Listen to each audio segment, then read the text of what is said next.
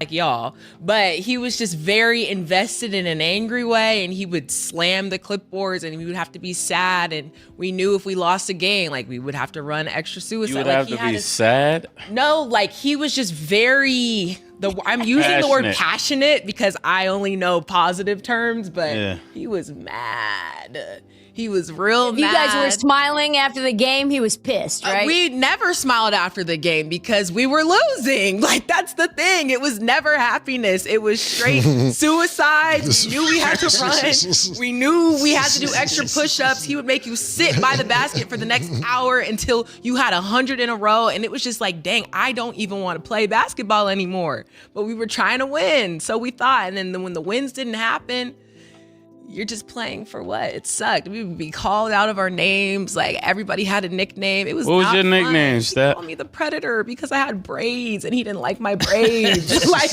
oh, wow. It was not fun. It was not fun. Your coach was white? Yo, is that a microaggression? That's right there. My teammates said. Yeah, that might be But racist. three of our teammates were black and we all had crazy nicknames. What was the other two black people nicknames?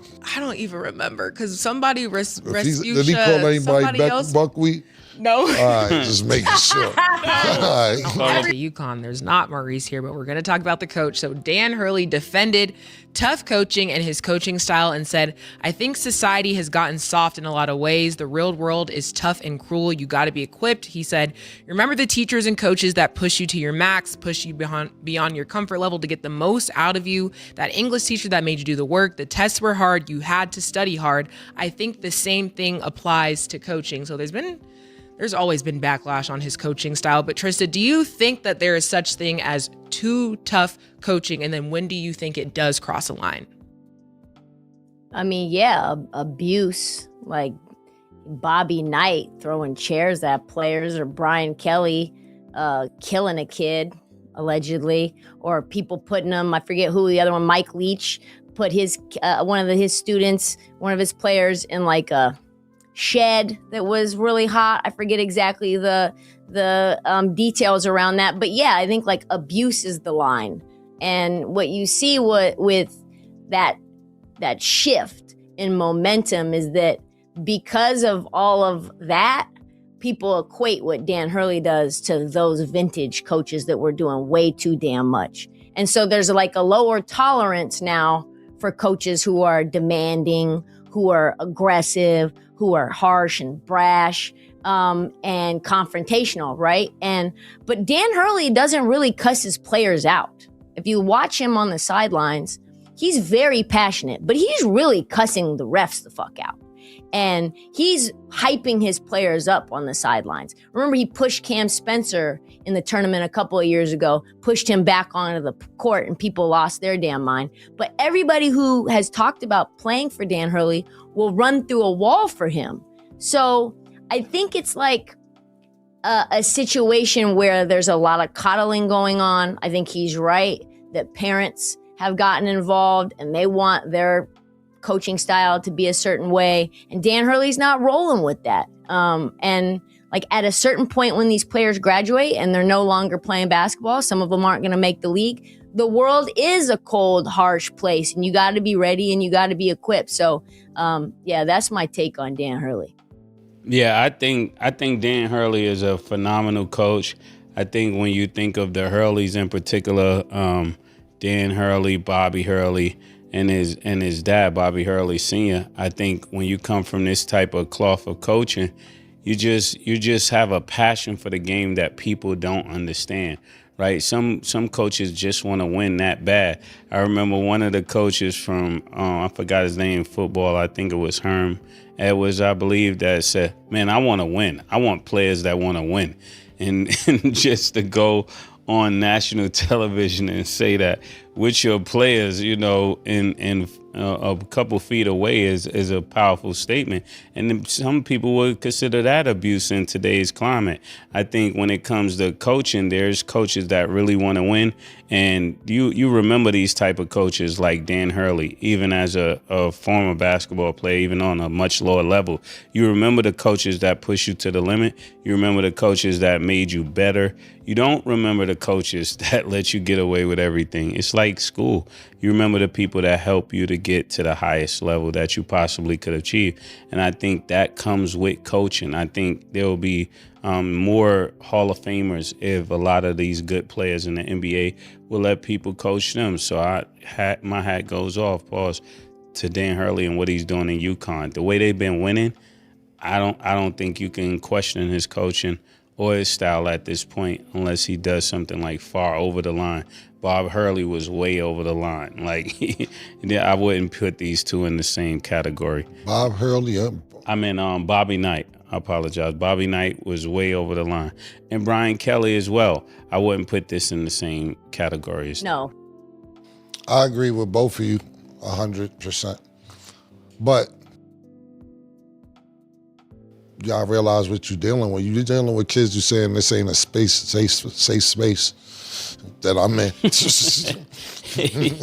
You dealing with niggas who get mental days off from school.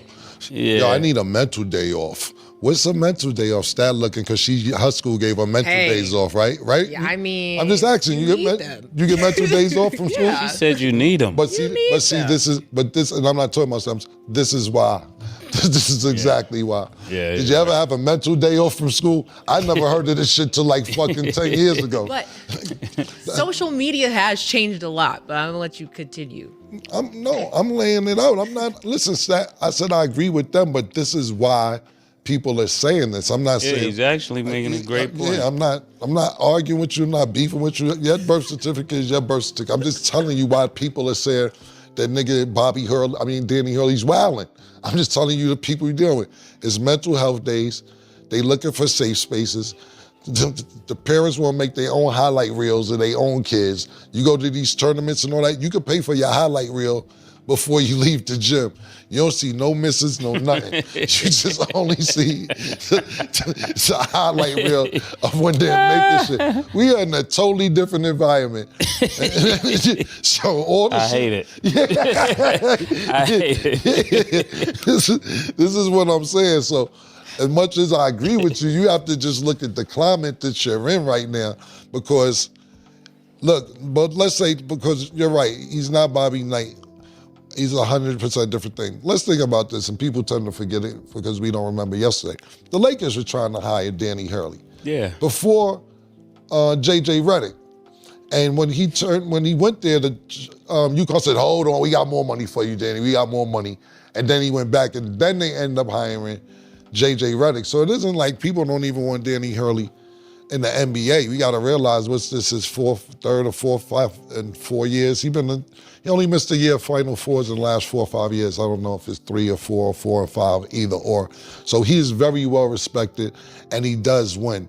But I'm telling you, when you deal with these type of people, these kids, some kids don't want that. Some kids, listen, man, I tell you right now, man, I got people related to me, young cousins and everything else.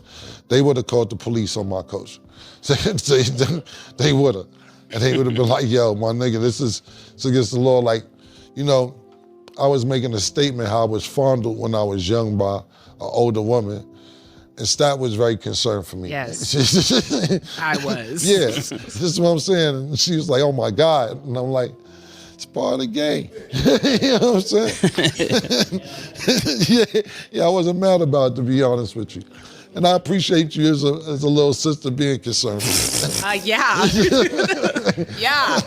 Krista, like what? Yeah. No, that's what I'm saying. But, you know, it's not going to be a lot of people. You'll see Danny Hurley, you'll be like, he's winning, but it's not going to want to be a lot of people who be like, who's 5-star recruits, I would say. It'd be like, they ain't going to be telling me all that, man. I'm only here for 1 year anyway.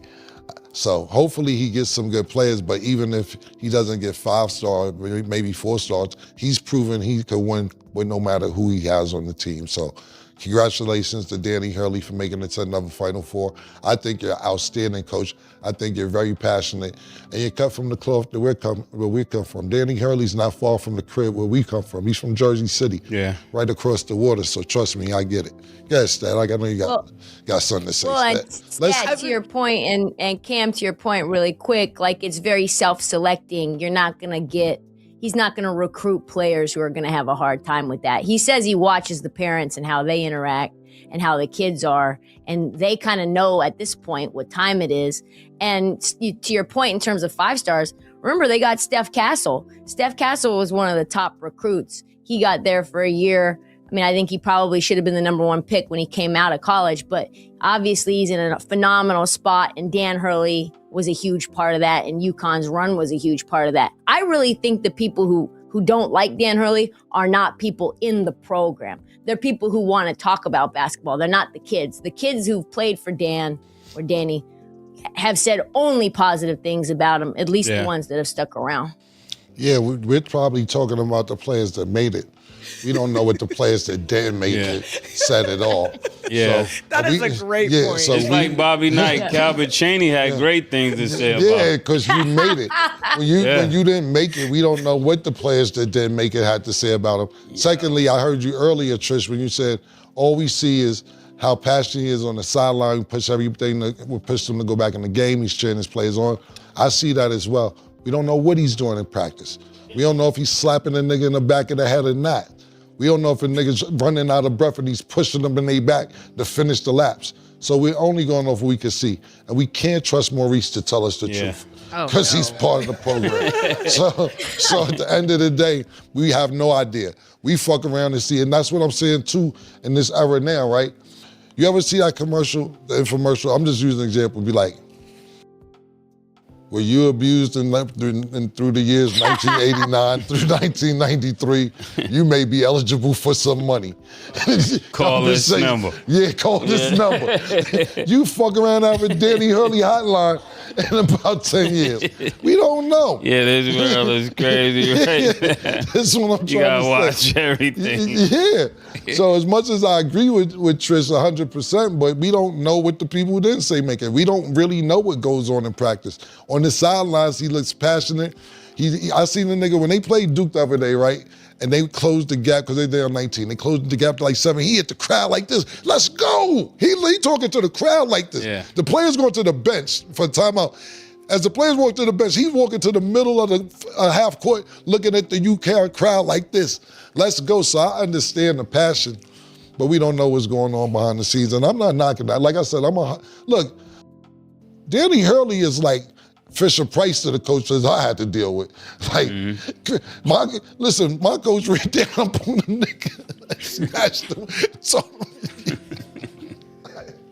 I ain't even gonna get into it. Guys, that.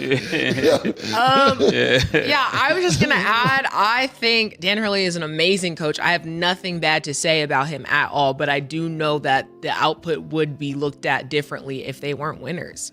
Like, to us, it's all part of the process. So you want him to keep coaching the way that he does because it works. But literally, to your point, the people who didn't make it to the league, the people who did fall off, they probably have very different opinions on that. And that's fine. Or they could love him as well. And I would hope that's the outcome, because you just know when you're in the presence of greatness. Like, we're in the presence of somebody who's good at what they do. But also, like I said, winning does help. And the process is always different for winners. So, the people that played on like the Tarkanian teams and they had to run sand hills or, but you like the running and dunking, right? So you want to play the game for 40 minutes up and down the court, back and forth, nonstop. There's something that goes into that. Picking teams up 90 feet, the whole game, something goes into that. You don't just create players like that. That team was under a scandal too.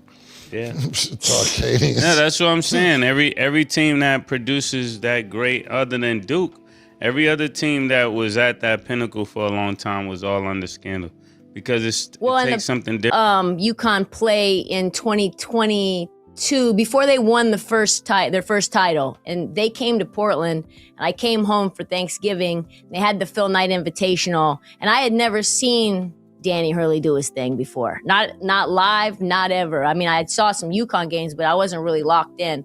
And I was like 10 feet from him, and he was motherfucking the ref. He was coming after Nate Oates. It was Alabama, UConn. And I was like, wow, they're either going to tune him out by January or they're going deep into this tournament.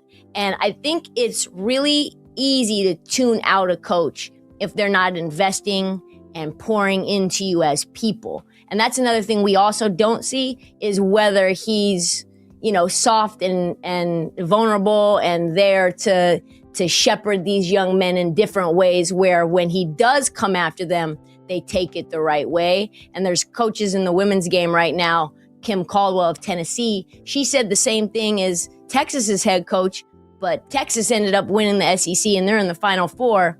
And Tennessee ended up losing the last 8 games of the season, and pretty much everybody has transferred out because she didn't earn that capital to be able to call them quitters and call them soft. So I think that's a part of it too. Well, one more thing before I finish. I want to ask you a question. Was Hubert Davis not pouring himself into players as people and individuals and making them better men? I don't know, but I know he wasn't winning. And that's what Stats said. Stats said winning helps. And that's really exactly does. where I meant. That's exactly why I asked you that. Because if you win, you start creating all these other scenarios. He's pouring himself into the players. Yes. He's invested. He's invested. When you win, the storylines be crazy. When you lose, nigga wasn't investing himself into the players like that. They wasn't doing It all that. wasn't dialed in. Yeah. All that. Yeah, all that. When You win, they make up anything. About that. And another thing too, because I know you were saying like pouring into people, but like half the time the players just don't want to face the consequences later. Because when I play basketball, we actually had a very not coach like y'all, but he was just very invested in an angry way, and he would slam the clipboards and we would have to be sad, and we knew if we lost a game, like we would have to run extra suicide. You would like, have he to had be his- sad. No, like he was just very I'm using the word Passionate. passionate because I only know positive terms, but Yeah. he was mad.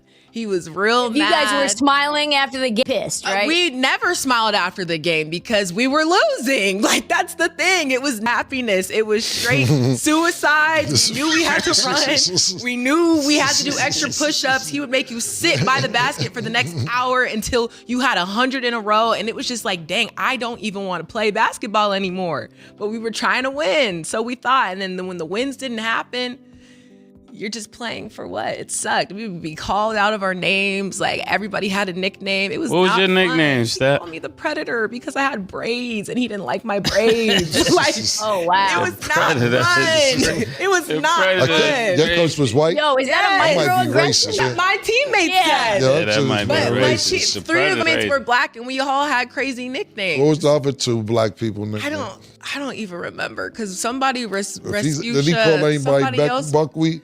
No. All right, just making sure. All right. Color Everybody purple. had a Yeah, we might have to nickname. call. I just remember We mine. might see. We might not too late to investigate this. He said, now we gotta know. Predator is crazy though. But if we Look were at that winning, word. would I have cared? Probably not. You probably wouldn't have been the Predator if you were winning. Yeah.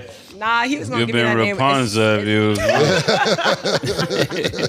Remember, they find good ways to look at it. Bruh. No, that's what everybody said. But yeah, if we were winning, it would have been viewed very differently. But as you see, I'm feeling the type of way because we were losing and it just wasn't fun. Okay, so regarding this whole conversation, there is a clip that went super viral that I want to get you guys' reaction to because it goes hand in hand. So we've got this clip from a Maryland basketball coach yelling at one of her players. Nick, can you actually go ahead and play the clip? This is just a short time ago. I don't like this. Okay, see, it's viewed differently. So this has See, a murder. lot of man. millions of Yeah, views, I so don't it's like viewed this. differently. So Mason wants you to go first. Thoughts on it? Damn, but if Danny Hurley do it, it was good for Danny. I don't like that. Why? I didn't like that. Just the countenance on her face didn't say it was coming from a good space to me. Did it seem racist because the Yeah. coach was white? Yes, it did. Actually, it did. did. But what if it was a black coach and a black player? Would No, you- it's almost like when you see how can I put it? Danny Hurley, the reason why he doesn't come across like that to me, because I know he come from us, even though he was in New Jersey. is all of Roderick Rhodes, is the history that I know of that lets me know that Danny Hurley comes from our neighborhood, even though he was in a Catholic school setting. He come from that. So when you see that, you see his conversation, you know it comes from a different place. When I saw that right there, it didn't look like she connected. You know, like you can't take correction like that from people that you don't know love you. In order to receive that kind of correction, you got to know the coach love you. Like our coach, we knew he was going to come bail us out. We knew if we needed sneakers, he'd buy the sneakers. If we needed food, he'll buy the food. So therefore, when he was giving us the correction, we took the correction because we knew that he was fully invested in us. That didn't look like fully invested. That didn't look like after basketball this year, if you don't make it, you could call our phone. But you're taking a 7-second clip and turning it into a whole. But you don't know her. She may come from that background. She may be invested. If you had 7 seconds of our coach yelling at us, because he used to yell at us worse than that, and then you'd be like, nah, that nigga's abusive. but you're from Nebraska, and you don't know the nigga. You be like, nah, they just doing them niggas wrong. I think I see where you're coming from. Shit look racist. That's what I'm saying. I'm going to go with it. It just look racist. But I can't go with that take because I get what, that's why I agree with you, because we know Roderick Rhodes, we know Tim Thomas, we know Bobby Hurley. I snuck in to see Bobby Hurley play against Kenny Anderson in high school. So I get what May's saying. We know where Danny Hurley's coming from a really good place. And I get where he's coming from too. That shit look crazy racist and look crazy. And yo, get out my face. I want to say get out my face while I was just watching that video. But if we're going over what May say, we don't know how passionate it is. That girl may sit there and tell you, nah, I needed to hear that. Maybe, I don't know. I didn't like it neither. I'm not gonna say act like I liked it. I'm just trying to be devil's advocate to what Mason's saying. I didn't like it either. She might say she needed that with her coach on the other side of the camera. Yeah. You need. Yeah. Yeah. Blink if you're three times if you're in trouble. See, that's exactly how my coach was. But Trista, what's your opinion after seeing the clip? Well, I saw what she said. Like if you slow it down, she said, you know, I believe in you, but you have to believe in yourself. And like, no one's going to give you this moment. It's your moment. And then she like slapped her on the shoulder. And to be honest, Oluchi Akinanwa is who that was. Slapped on the shoulder? You don't like that either. I don't like that. I looked at it. I don't like that. I just saw it. It didn't look like bad. I don't like that. Yo, gotta get back out there and kill him. Like, yo, get back out there. Yeah, I just see. I think Oluchi was out for like 5 plays. And she was fucking up, to be honest. She was really wild, out of control, missing defensive assignments. She looked kind of shook. And she got that pep talk from Brenda Freese. And Brenda Freese is kind of a legend in Maryland. And Oluchi has said throughout the season that she wants to be Coach Hart and that her and Brenda have that relationship. So that's kind of, if you haven't been like tuned in on Big Ten women's basketball, which I don't blame anyone who's not, like you wouldn't know that. But like Oluchi has said this pretty much all year that her and Brenda have this great relationship. So they're in the middle of the tournament setting. I think they were in the first round of the NCAA tournament. It goes viral. And to be honest, they lost that game. But Oluchi, after coming back into the game after that pep talk, really balled out and played a lot better, looked a lot more. But she was slapped to do so. If you didn't know what she said and you didn't have any of the context, it does look crazy, like out of nowhere for that 6 seconds. Did she slap or did she pat her? You can watch play the video. I Can you play it one more time for us? I seen this. She Look like at that. Nah, I don't need you to like lock that. in. She gave her the let's go do this on the way out. I know it was the See, this. I was a little Oh yeah, Probably. she didn't slap her. Yeah. I didn't like it though. I didn't like the pause. I don't like that. See, this is You what I'm think it saying. was This is what I'm because it I'm saying. in a different day. This is what I'm saying, brother. I'm gonna join this generation. I don't like I was it. just about to say, It's not a safe space. It's not a safe space. I didn't get safe from that. Yeah. She need a mental day off. She gotta have her day off. You're No, it's that. Well, you don't like it when I say it? No, I didn't say that. that. I agree with you in certain parts, but my coach was just like that. So I felt that. Yeah, and because it plays into the psyche of the person later on, their confidence. I get it now. If you don't have that certain level of tenacity mentally and that mental fortitude, that kind of coaching can break you as a person, even though it helps you win games. Remember, I remember I said something about if you're raising a kid to be great at a sport, but you're ruining them mentally, then their life is not going to be good, even though they end up a good basketball player. He's going to be a freak or a weirdo in his brain. And that's how you see like basketball players on dope. And you like, how did he go from NBA player to strung out on these drugs? Because he was broken mentally to reach that level of success in basketball. And that style of coaching leads to that. Because I look at me and Cam and we laugh about this a lot, but we're the two that made it. But maybe we have to go back and look at our team and say what happened to everybody else. Because it's funny because y'all two made it. Yeah. Let's check out the rest of the group. That's what I was trying to say when niggas be like, when Tris was saying Stephon Castle, what about the 8th man, 9th man on that team? Somebody else is standing around like this in the corner. just waiting on the bus. They're like, what's happening? Man, I hope he don't come back over here. You like, who you talking about? Man, my coach, man. You've been out of high school 30 years now. Yeah. You'd be amazed. Like you actually made it. But what about those other girls? How do they feel? Do you have a reunion with them? I mean, I have to have a reunion regardless. How is it going to go? That I don't know. Yeah, we're having a high school reunion this summer. I'm getting the whole team together. And we're coming out to Vegas. If you want to bring the whole high school team. Our whole high school team.